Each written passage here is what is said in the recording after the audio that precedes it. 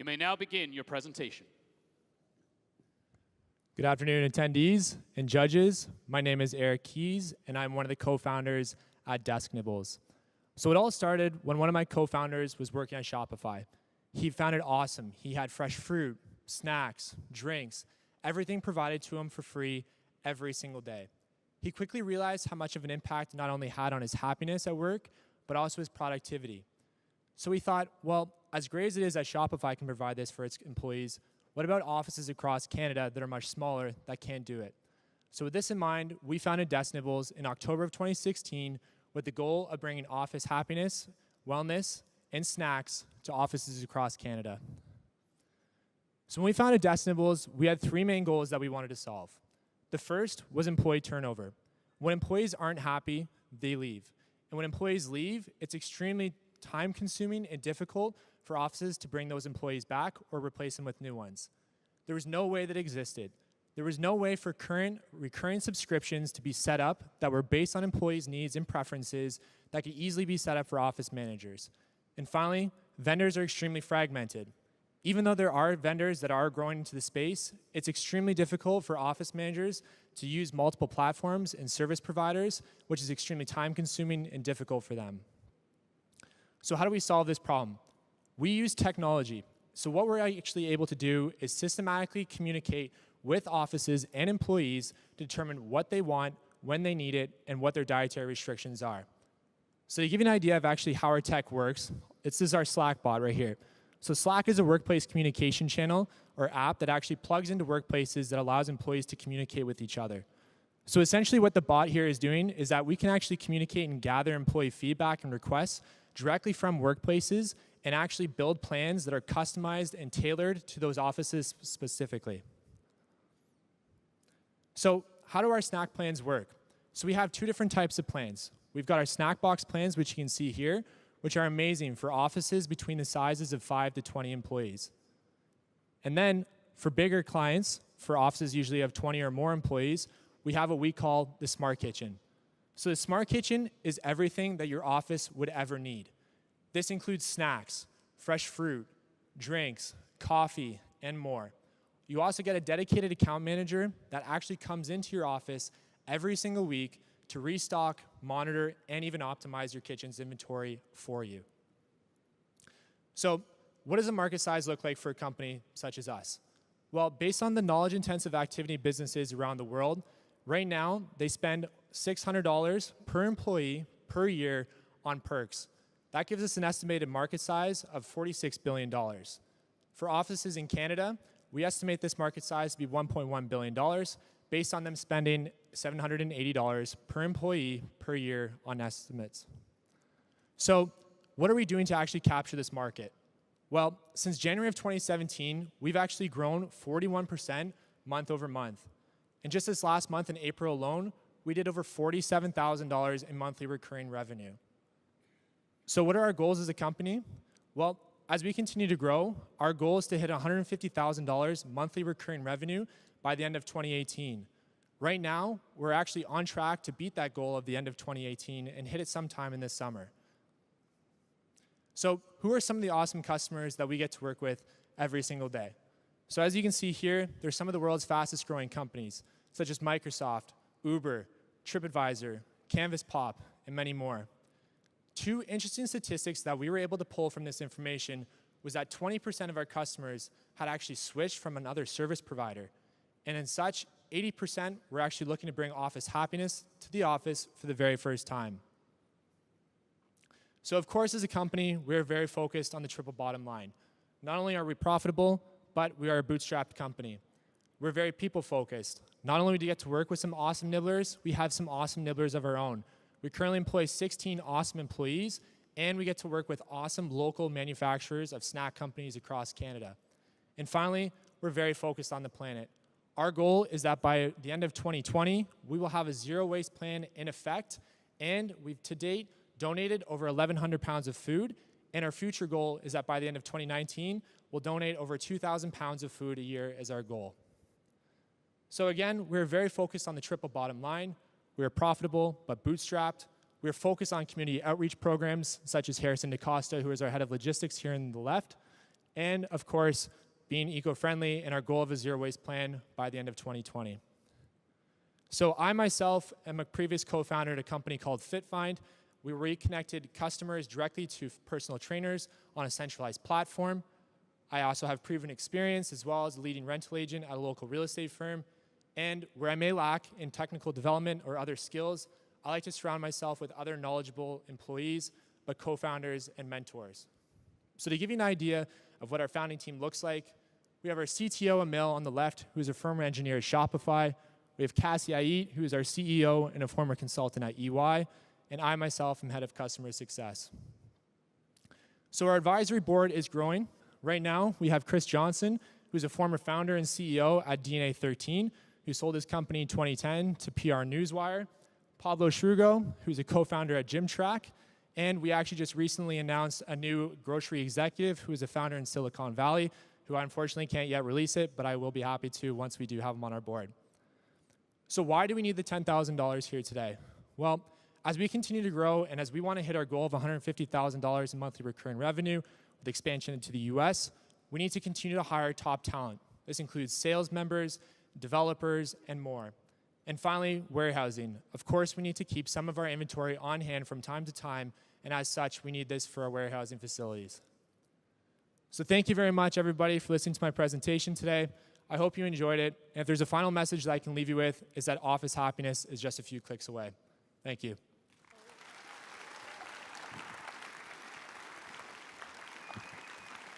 We will now begin the question and answer period.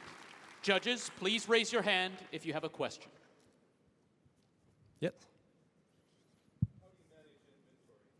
So we actually have a Zoho system through Shopify, which we're actually able to track inventory in and inventory out. As well, we track it every single day when we do the deliveries ourselves. So that's what we have right now, and as we expand to the US, it will be actually offhand for us as we're working directly with suppliers, so we'll never touch the physical product. And in a high-growth business, inventory costs are one of your biggest costs. How are you going to manage the capital associated with growing fast? Yeah, so of course, that is a challenge that we are facing right now. As we continue to grow, what we're going to be obviously doing is part of the reason why we're here today is to actually help us cover the costs of goods for that need. And as we continue to grow into the US, we won't be able to have actually touch or actually purchase any of the snacks in the future. The offices will actually order it as they need it. And eventually we'll be able to take that platform and bring it here to Canada, so we then reduce our overhead costs with inventory. Thank you. Congratulations on your presentation and your company. I would definitely use this in my office. Thank you. I was wondering, how many vendors do you work with, and how can you keep them satisfied? How can you keep the nibblers satisfied by a variety of different snacks? I like that you're keeping it local, but obviously spice is a huge part of it, Yeah, switching definitely. it up. Yeah, so we actually work with one or two major suppliers that actually supply us with various different snacks. So that way we're not having to manually deal with thousands upon thousands of suppliers. We do work with, from time to time, of course, or actually month to month, our local suppliers. So that includes, like for example, there is Energive, Awake Chocolate. So there's local companies like that. And one of the ways that we not only keep our employees happy, but also our suppliers happy is the information that we are actually able to gather from the feedback and actually some of the direct messages that offices send us. They say, hey, this snack was amazing. Where can I actually go and buy this? So we're actually able to provide that information directly back to our suppliers. But every month we have a rotating inventory as well. So we're always introducing new stuff. And we're slowly also building snack profiles in offices to get an idea of what they do and don't like. And then we can actually customize it based on those needs and preferences. Yeah. Thank you. How do you manage your shipping costs? So we're actually able to predict our shipping costs to a degree because we are a subscription-based business. A lot of our overhead does go towards that as a company. So we are managing it by obviously being able to predict and say, here's our runway that we have as a company, and here is how much we need in order to continue to fulfill based on our customers' needs. But because we're able to collect usually in less than 30 days, it allows us to recoup the costs and then continue to repurchase. Who does your shipping? So we actually work with, for across Canada, UPS, Canada Post, And then for our in-house team, so this includes like the account managers, that's our own in-house team that takes care of that. One last question. So who else plays in this office space? Who's your biggest threat? So we obviously do have some competitors here within Canada, of course. One of the ways that we differentiate ourselves was the technology, the Slack bot that we built. But as well as we go into the US, one of the ways that we're obviously going to be combating competition is by having the ability to never actually have to physically touch the product and actually allowing offices to order directly through the Slack channel and through our platform as well. So that is the differentiating factor that we have is we're a major tech play and a typical non-tech atmosphere, which is snacking in the office. Thank you. Two questions. First of all, congratulations. You mentioned over here. Yep. Sorry.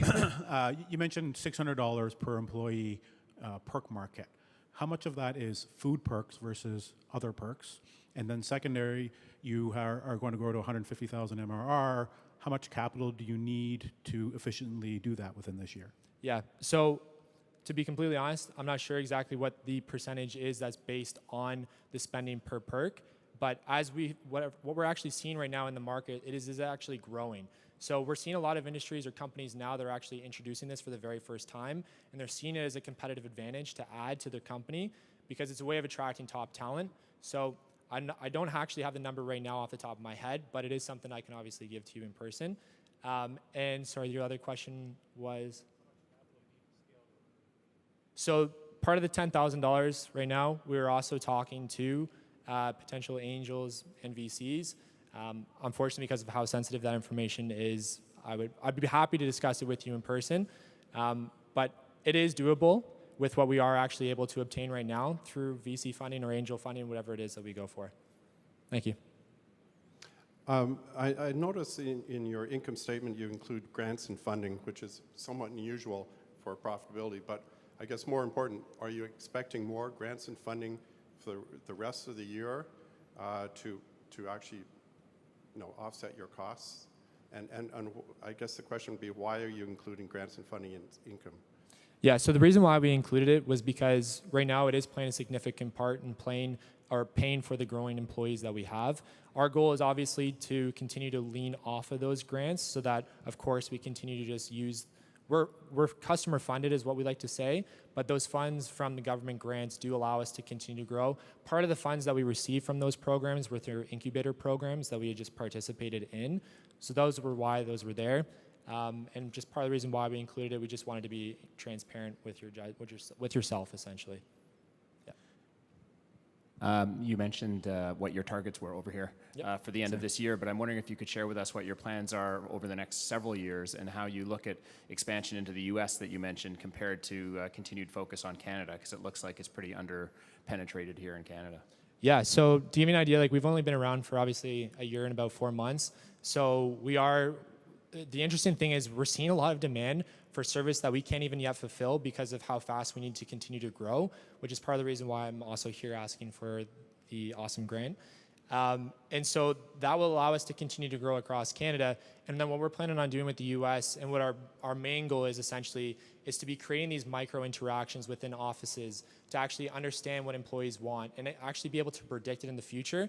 So there's obviously avenues that we're looking at with potential artificial intelligence and to be able to predict what offices might want, as well as plugging into wearables, other technology as well to really understand offices and really find a way to merge the gap between technology while also being able smart enough to understand what people want even before they know what they want. Yeah. Thank you. Hi there. Is there an auto ship option where I sign up and I'm required to commit for 6 months or a year and I'm just committed to a certain volume? Is that part of the business model? So the way it works, there's the box plans, which can be either ordered like weekly, bi-weekly, or monthly. But I have to choose, or is there an auto ship? You can auto ship it. Yeah, so as soon as you fill out the order the one time, you purchase that one box, it's automatically set up for you at that point. So you literally would never have to touch it again if you wanted to. If you wanted to actually increase your order size, you can easily manage that yourself or use the workplace communication chat app, which is Slack, and adjust it from there if you even wanted to. Okay, and is there a minimum number of subscription months? No? So Nope. you can sign someone up for just 1 month and then 1 month, it. one Okay. box if they wanted to start with that and go from there, yeah. So to build on that a little bit, you had some decent brands up there. How many accounts do you currently work with that you're selling to? Yeah, so right now we have over 46 customers that are recurring. We've obviously serviced more across Canada, but there's sometimes, like what we discussed right there, is that there's some one-time purchases that have often happened. The customers that I had listed there up on the screen, though, those are actually recurring customers, though. So those are customers that are constantly coming back to us. And for the most part, they're actually smart kitchen customers, which is well over $1,000 per month for the starting price of those customers. So as we continue to grow, we're seeing more and more customers, especially with the average sale price increase as well. Okay, and just one more question on that. So in the year and 4 months you've been around, have you lost any accounts? And for that matter, did you learn anything from that? Yeah, definitely. I'm obviously not going to stand up here and lie to you. I'll be super transparent. With any business, you're going to face growing pains. And I myself, being head of sales, have seen it myself. You know, we build relationships with customers, and then when they leave, they leave. So we've had obviously a couple customers leave, but the learning aspect that we've understood behind it is that we've taken every single customer, broken it down, and actually categorized why these customers have left. It's either because office size was too small, that it was too much for their office, or there's just simple things that were missed along the way that we were able to fine tune and build processes then behind it to fix and ensure it never happens again.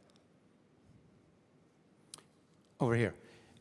You had mentioned that the employees have the ability to make recommendations on some of the products they want to see in the boxes. Are there any controls or mechanisms, or what do you have in place to maintain and manage your costs if they're asking for more fresh fruit or high cost products? Yeah, definitely. So the way we set it up is that if it's going to exceed the budget that's already set out, there's an office referent that we typically deal with, such as an office manager. And what we're actually able to do is, because we're calculating everything in-house, we have our own logistics and supply chain management system.